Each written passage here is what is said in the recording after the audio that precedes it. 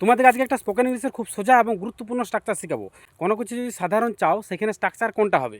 দেখো প্রথমে স্ট্রাকচার দেখো, subject plus want plus noun. কিন্তু সাবজেক্ট অনুযায়ী আবার কখনো ওয়ান্টস হবে। যদি বলো যে আমার একটা মোটরসাইকেল চাই, কীভাবে বলবে?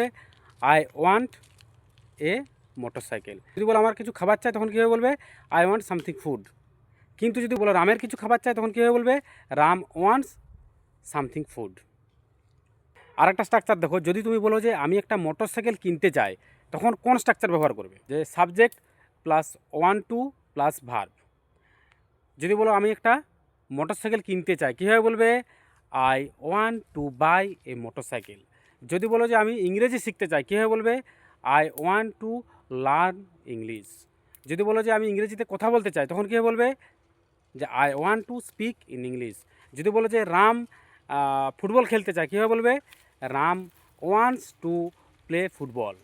যদি তোমাদের আমার ভিডিওগুলো ভালো লেগে থাকে তাহলে লাইক, কমেন্ট এবং শেয়ার করো এবং আমার চ্যানেলটিকে সাবস্ক্রাইব করো।